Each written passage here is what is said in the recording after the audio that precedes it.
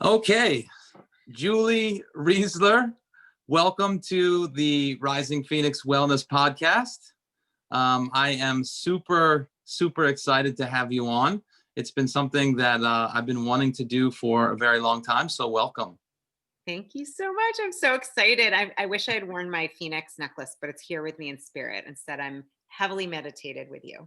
That's right. Yeah, I love that T-shirt, and I love that necklace. Yeah, I've seen that in so many of your pictures. Is that Native American?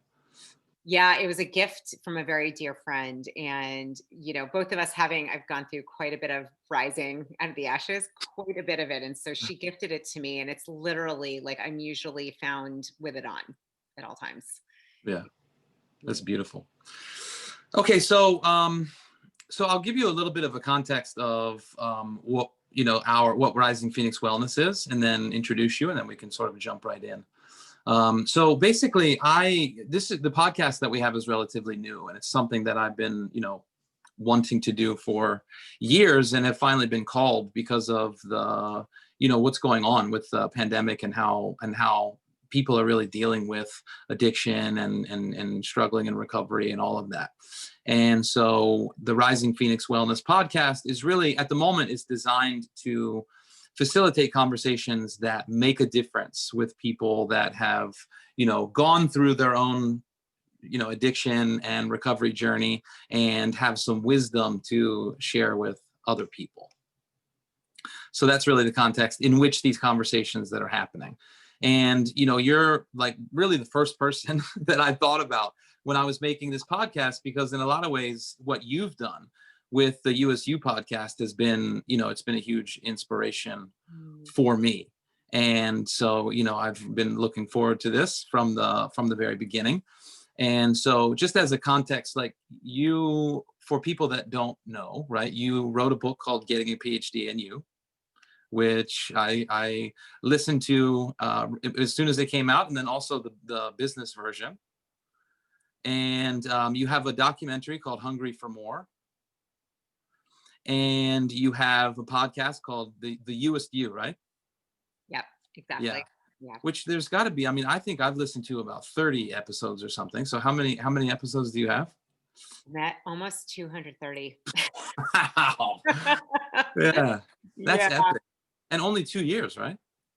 I'm almost at three, almost at year three. Okay. Yeah, Yeah. that's extraordinary.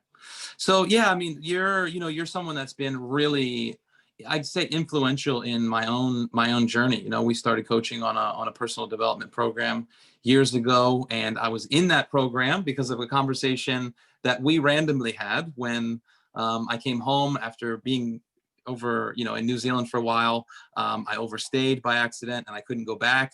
And so I was kind of stuck here in the US, not knowing what to do next.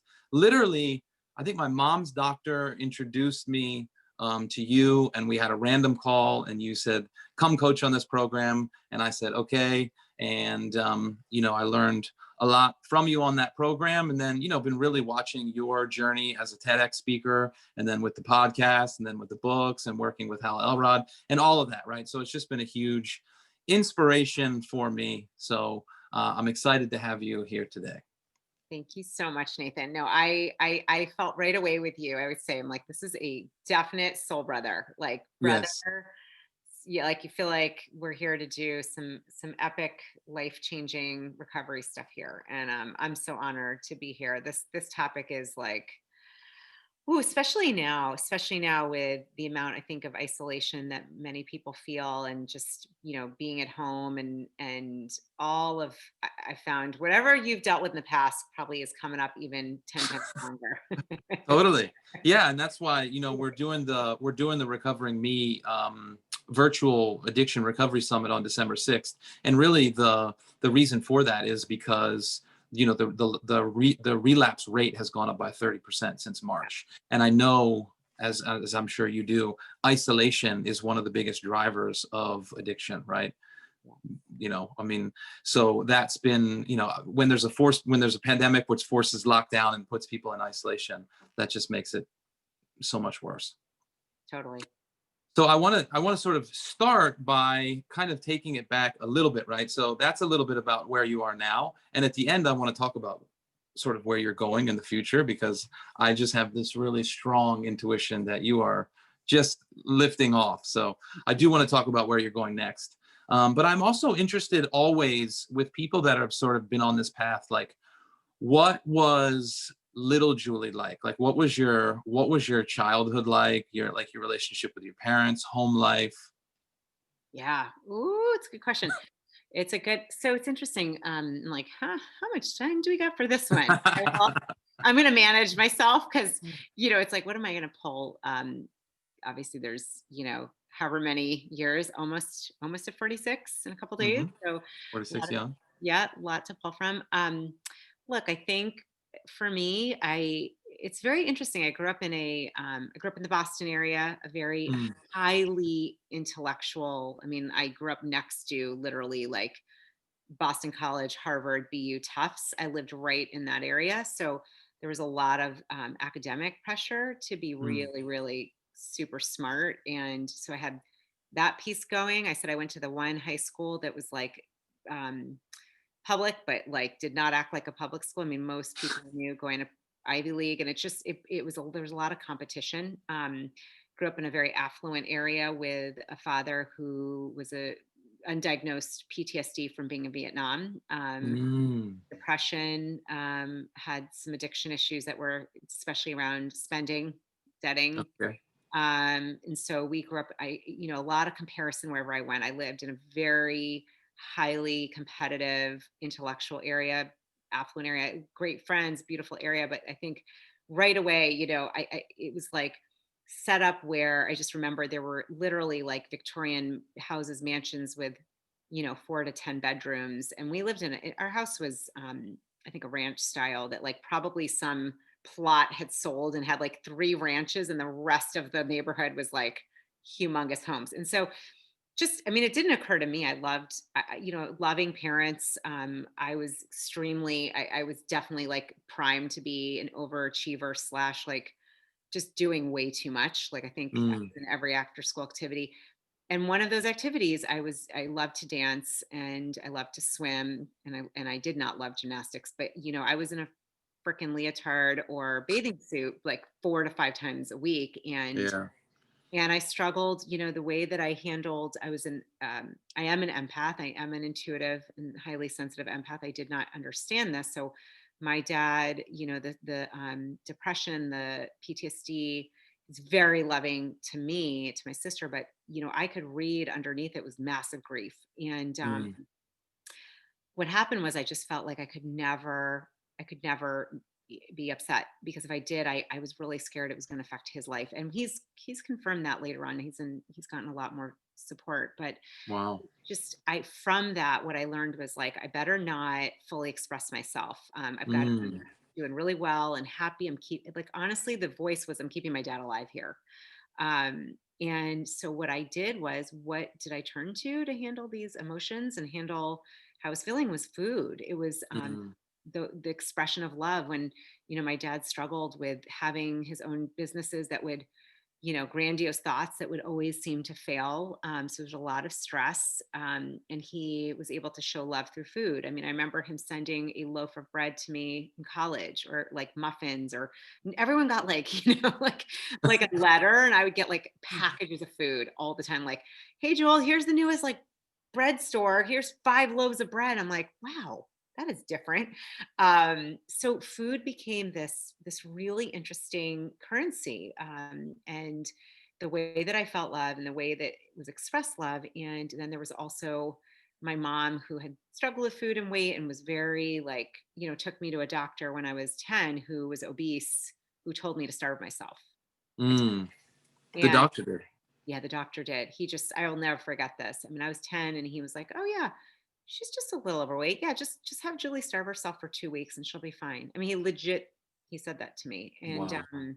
this is, by the way, so sad, like probably in his 350, 400 pound, obviously struggling himself. But Mm, I didn't know that. I just heard, "You're not okay." I could see in my bathing suit and leotard, I did not look like everybody else. I was taller, I was bigger, and just started to me, the whole thing is this inner attack. And so, a lot of love. I actually really liked school. I did pretty well. It was kind of that, like I'm going to do well, people pleaser, achiever. But what happened was I just started to, it was like a self invasion. I just attacked and turned against myself, which is really, really dangerous. Mm, And it took me out of my own sense of self, of sovereignty, of knowing what my inner wisdom was. And I just plowed through life using food mm. to cope. Here and there, alcohol, but not really. It was really more. I always joke, Nathan. I'd be like, it's so much sexier to have like a like bottle in your hand rather than like two boxes of like donuts.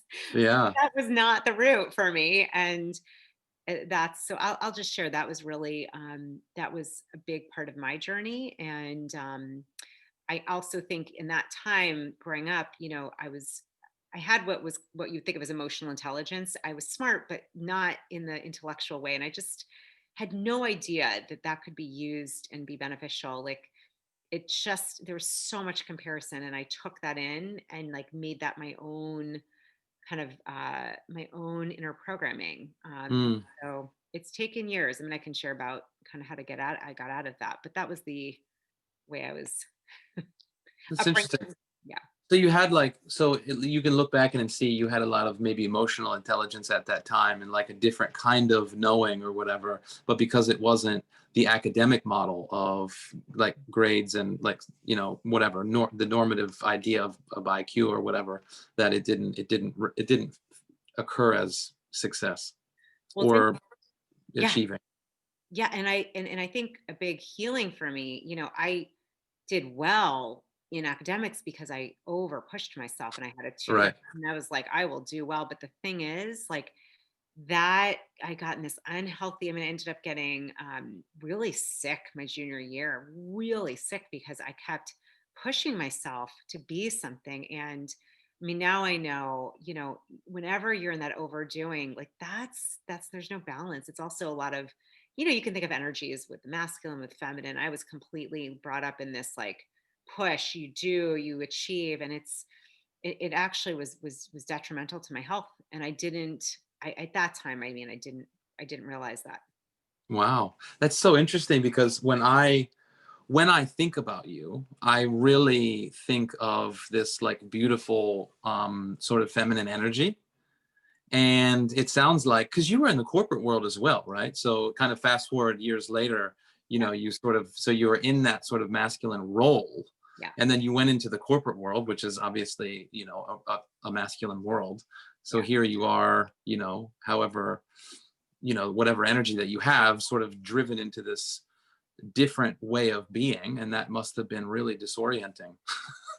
Really disorienting. And as a empath and people pleaser, for those of you listening, that like I gotta say that the good thing is I'm very good at adapting and kind of like, okay, finding a way to be in that, until I wasn't. And until like another health breakdown, like ended up going back to school, left my marriage. I mean, there's a lot, I seem to have done a lot of breakdowns, like serious, like dark nights in the soul, break it down, to break it through, to break around. Like, I don't know. I'm like, I think I'm good now. Like, I think now done enough of the U-turns, the 180s. But yeah, it was there was a lot I got from that experience in corporate. I was there 11 years, but I remember Wow. it's like, until the point I couldn't do it anymore. And of course, being in a food related industry was really, really challenging for some Wow. trouble with food.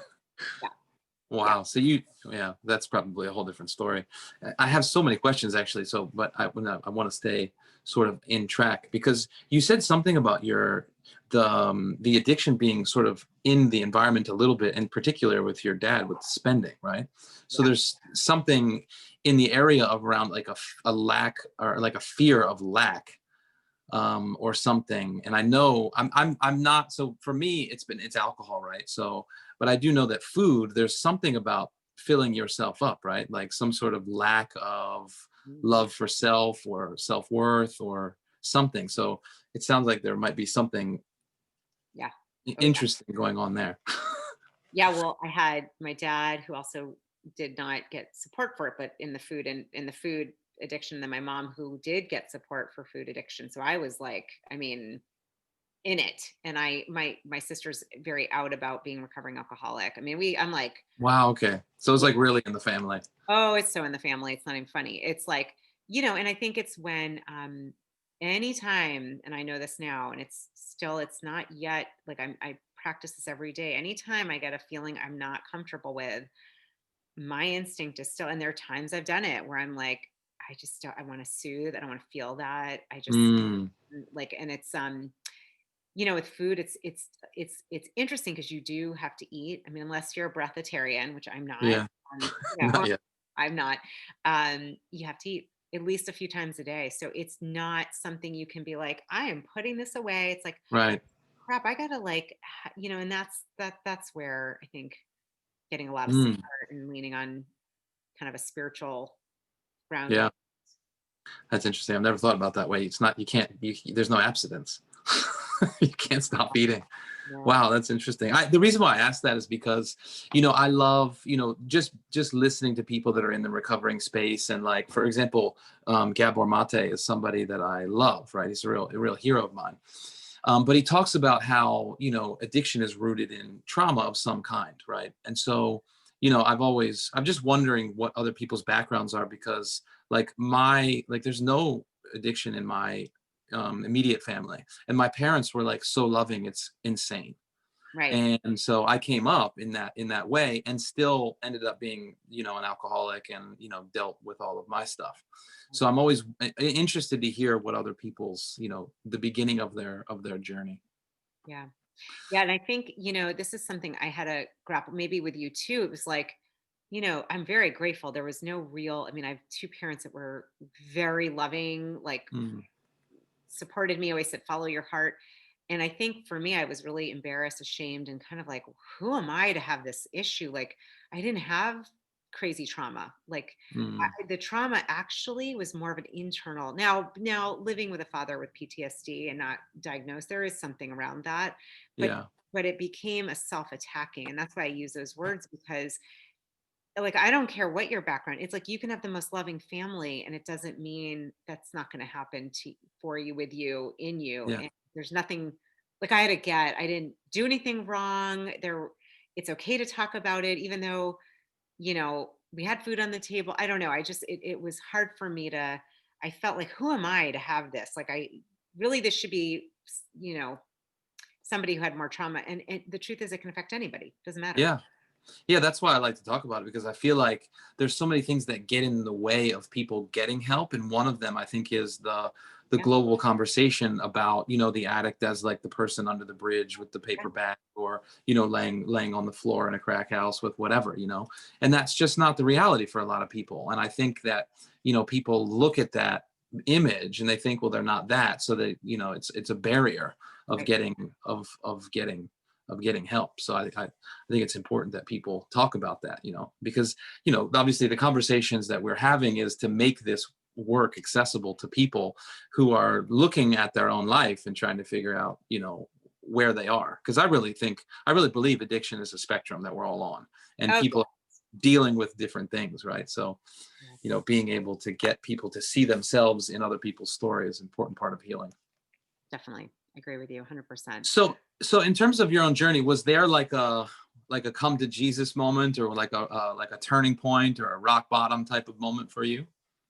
Yeah, I will never forget it. Yeah, I've talked about this a little bit before. It's interesting because of course, in the moment, I mean, I really literally did not want to live anymore. And I just, this was, gosh, 18 years ago. I was in a different job. I worked for a nonprofit and good people, good job, but it was not the right fit for me. And I remember my husband at the time, I'm in DC area and we were on the metro and I was miserable. And the thing is though, is that if you saw me, you would never think I was miserable because I think I tend to smile a lot without realizing it, and B, like I would never want you to know that I was Yeah. miserable. So it was like I was even more hiding, like I was hiding a lot. Hmm. And he's like, Julie, if you don't get help, like, this is affecting us, which the irony is I did get help and it did end up being kind of realizing it was not the right fit. But that freaked me out. And I was thinking about it, and it was the next day. I remember I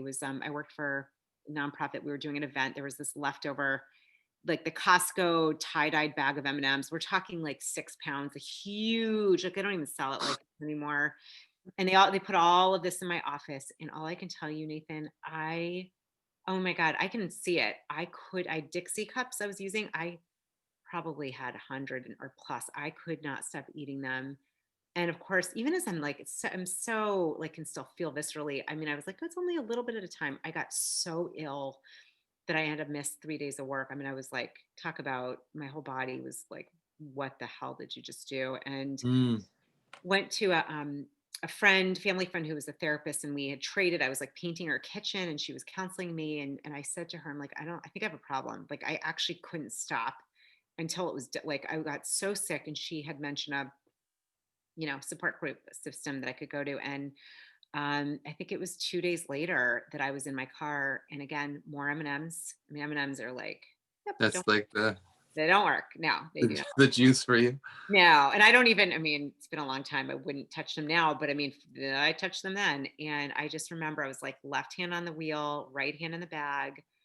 And it was this meeting, support group meeting. And I was like, all right, I'm going to go. And then I had this thought, like, you know what? Maybe I should just freaking drive into a tree. I mean, I legit had this split decision. I mean, I just remember thinking, I just really want to end this. I'm so sick of being in pain, and it's Mm. so uncomfortable. And it was like the thought came. And then right away, I heard my inner knowing say, if you go to this meeting tonight, if you go to this group, your whole life will change for the better. And thank God. I mean, honestly, Wow. God, I listened, and it was painful, and I cried after, and it was not fun for a long time, but it saved my life. It changed my life. And, there have been other moments since then, but that was really profound. And just, it got me to learn how to talk about this without the shame anymore, Yeah. and to be of service. And that, we're all doing the best we can. And we have all of these program beliefs. And underneath is the truth of who you and I are divine sparks. And I could not see that then at all. Yeah. Yeah. Yeah, that's powerful. I know that I know for a long time I literally couldn't drive. Mm. Not because it's not that I wanted to, it's not that I wanted to commit suicide. I really didn't. Right. Like I knew down underneath of it all, like I Yeah. just, I wanted to get help, but I just was, I'd be driving and there would just be that, that little flash of thought in your mind where it's like, what if I just turned off the road? And it's like, oh my God, I have to stop doing this. And I was getting, panic attacks and everything else. Mm, It's mm, crazy when those thoughts come in and you know that they're not yours. They're mm-mm. just that addiction or that craving or that thing inside. Yeah, that's crazy. I think, it's interesting as you're talking. I'm like, I think what had happened is I felt like hope was buried. Like I didn't Mm. feel the hope anymore. Mm. I had tried so, I mean, I had tried every diet, I mean, I had like lied to Weight Watchers. It's so funny because for me, I don't do diets or believe in that, but for me, but I mean, I had like lied to them to become a lifetime member. Like they actually sent me a lifetime member card. I was like the youngest. I mean, some people talk about like I stole here. I'm like, I called the headquarters like of Weight Watchers. I just was desperate. I'm like, I've got like, nothing felt right. My body didn't, I didn't, body image, self-love, all of that was just wonky. And, and it's like, I'm hearing you and I'm like, it felt buried. I didn't see any hope. And that is, and when you start to feel that, it can lead to thoughts of like, if it's gonna be hopeless, I don't want to do this. Yeah. What's the point? Yeah. So how did you write the ship? Like what was it? What were the structures that you used to get yourself Yeah. on the right path? Well, I started, this support group, and working a whole 12-step program for me was Mhm. really, really key. I mean, I started just threw myself into that. I think hearing other people talk about like similar things, and I just started to hear it over and over again. And it was like, oh, I'm not alone. Isolation, when you think you're the only one, eating out of my trash at work, or, Yeah. I did steal M&Ms from CVS. I had to go back and pay them. I took like the little, I mean, it was like 69 cents, but whatever. It doesn't matter. I stole M&Ms. I mean, I'm not Yeah. here to steal anything. So, just taking my colleagues' food from their pantry, Mm-hmm. uh, just, eating in the bathroom, like doing all kinds of crazy stuff. I started to hear others that were doing that. In so much more, and I think the getting that I'm not alone, getting that this is actually, it's not who I am, it's not the essence Yeah. of me, and I just threw myself into really being supported. And then of course started doing other personal development programs and reading, and I just feel like it was a giant excavation. Honestly, that's what happened. I felt like I was excavating lies and beliefs and really crappy things that I had told myself. And it was just, I mean, Julia Cameron's The Artist's Way, I attribute Mm. her, and her book was one of the most impactful books in my life. I actually like, my book is my own and it came from my experience, and I felt like I was talking to a younger me, but I wanted to model it after that idea of working through a book. That's why I made Mm-hmm. so many questions.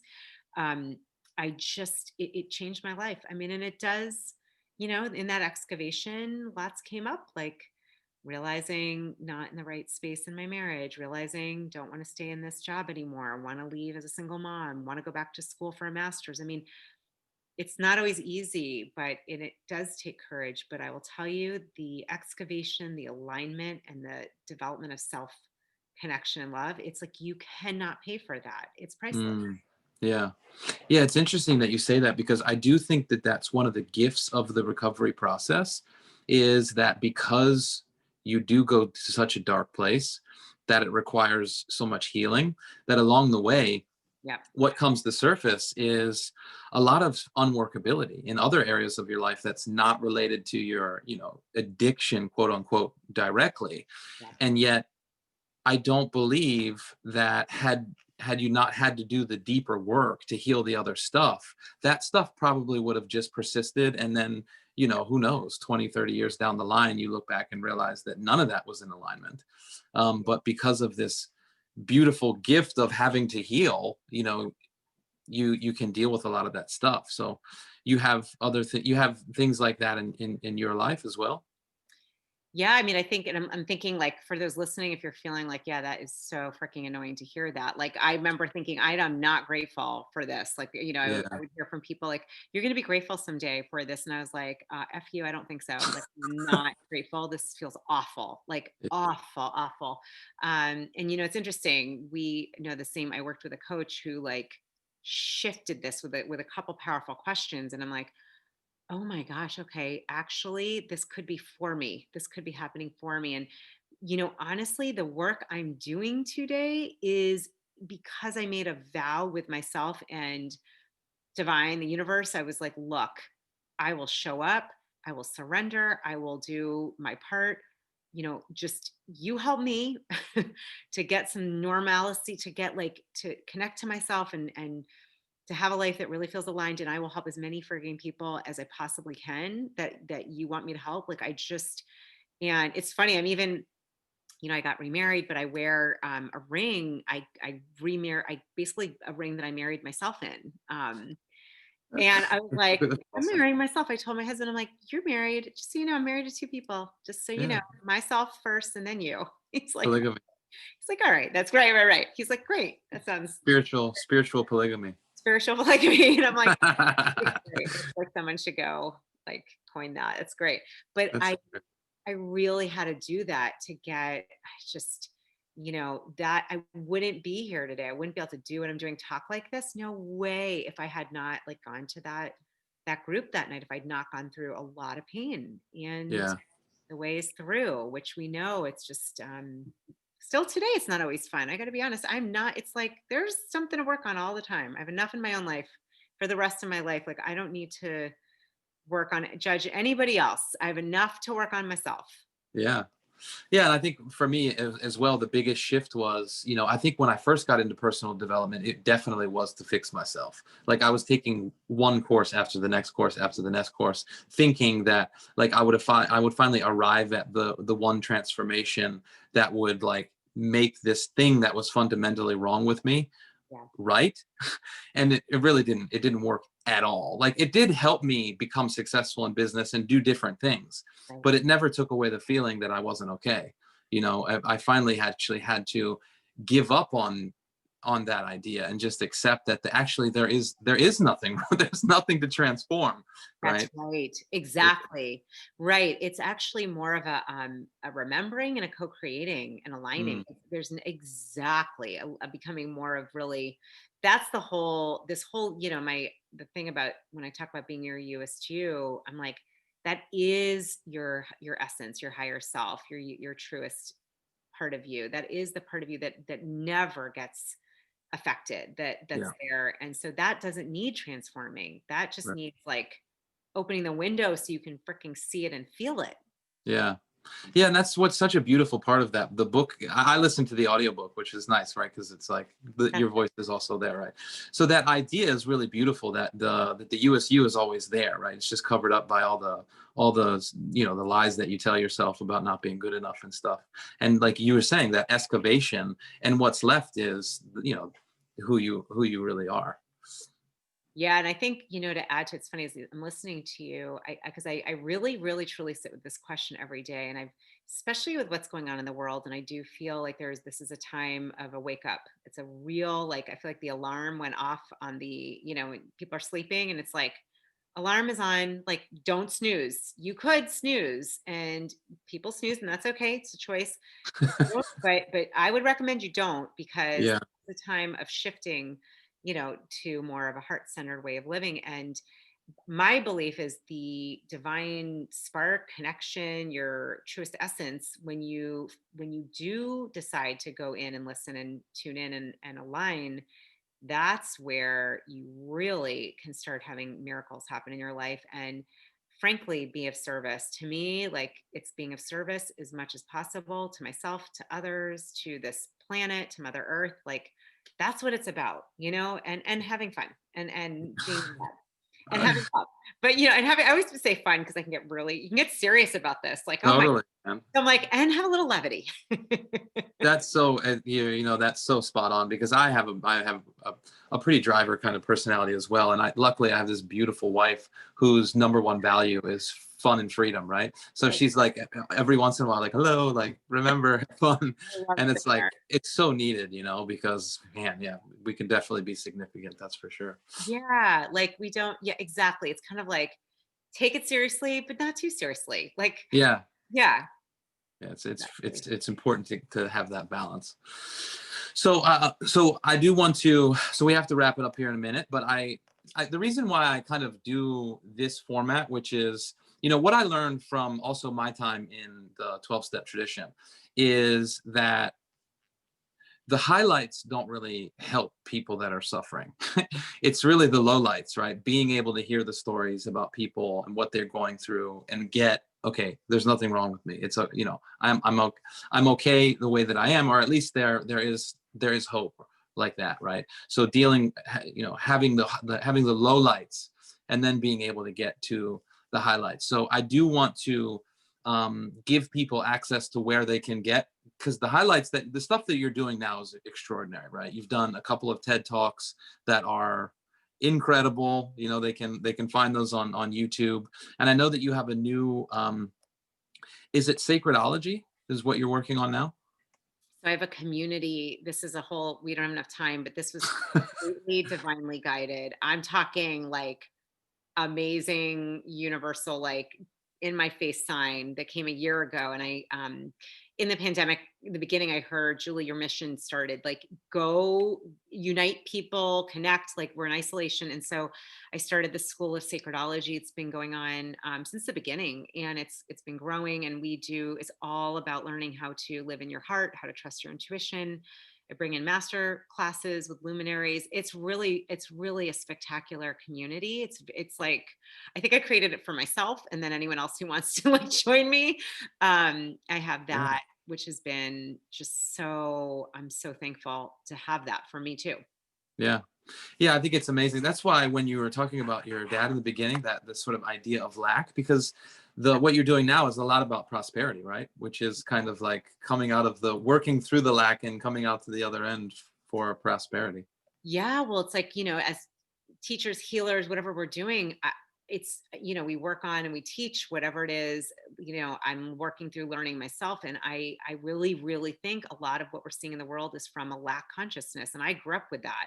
I also had my mom's side, which was the opposite, which was like abundant and prosperous and kind. And like, so I saw both. I saw Mm, which wolf are you going to feed, right? It's like that parable. But I just, for me, the stand is that we are all, we're infinite beings. We're meant to be prosperous. And especially, yes, for men too, but especially for women who may have had programming around, that it's not okay, that you shouldn't be prosperous or, do well or make money. I just, for anybody, to me, prosperity, it's money, but it's beyond. It's like the consciousness of abundance. It's really what it is. So I yeah, believe in that to my core. I really do. We all are that. yeah. That's amazing. And you're also working with people that are coaches that want to coach other people. Yeah, it's so funny. This is the whole, I guess I'll say it really quick. I've been coaching now over 10 years. I got a master's degree. I teach at Georgetown. And I was like, something? I just heard this voice that was like, you need to start a program and help people. This to me, coaching to me is truly, I see it as being a light worker. I see it as Hmm. being very, and it changed my life. And I had the whole like, who am I to do this? I don't know. I don't. And I formed it earlier on in the pandemic, and I'm in love with it. It's like I am training light workers to be coaches using obviously the training I've had and the fundamentals and the, coaching one-on-one and groups and how to do it. But people are just, it's, what I'm watching is all of these graduates that are now finding clients that are like thanking them because they're feeling so isolated and they're being of service. And it's just, it's kind of mind blowing. I'm very grateful. Like I'm in love with this program. I'm starting another cohort in January. It is definitely divinely guided. I mean, I say everything I do is it's powered by intuition. By the, Hmm. but I love it. It's like training, our light leaders that we need. Yeah, the expansion of leadership. So Yeah. if people want to get involved in the Sacredology thing, or they want to work with you in the coaching program, what is the best way for them to find you? Yeah, I would just say that the easiest thing is probably either go to my website, which is juliereisler.com. You can have the spelling. It's kind of like the store Reisler. You'll have it. And you can look there. There's a little thing for Sacredology. There's a thing on the certification. You could just message me. You can find me on Facebook, Julie Reisler. I'm also on Instagram. Like message me if you're interested, or just email. I check that daily. I love connecting with amazing people. And if it just feels like something that might be a good fit, we can chat about it. Mhm. And that's probably the easiest thing to do. Yeah, I definitely would love if anyone were to talk about eating issues. I mean, hey, I get it. We have to, it's about being of service. Yeah. Awesome. Well, we'll put all of the information in the show notes as well, that where people can find you. And yeah, I mean, I can't recommend Julie enough. I think that you're an extraordinary human being, really. I know that you've been a huge, I don't know if mentor is the right word, but like a light for me, right? Like a real North Star in terms of, anytime I look at where I want to go next with the podcast or whatever, I always look over the fence to see, what you're doing, and see if I can take little bits away. And so, I know that there's so many, especially the women that are out there that are they feel called in some way. I believe that whether you look at the old, like the Indian gurus, or the East Asian, the idea of a sensei, and in the US, we think more of it in terms of mentorship and coaching. But I think it's so important to have somebody that has walked the path, that can really guide you. And I know, I've seen your coaching firsthand, and I know that's really extraordinary. So I will link all of the stuff that in the show notes. And Yeah, and on December 6th, we're doing the Recovering Me virtual summit, and you're going to be one of the speakers for that as well. So we're grateful for that. So So fun. anything else you want to say to complete? I would just say, first of all, thank you for what you said. I'm like received, I'm very grateful. And I just think, the journey back home, this is what we're talking about. It's the journey Mm, back home.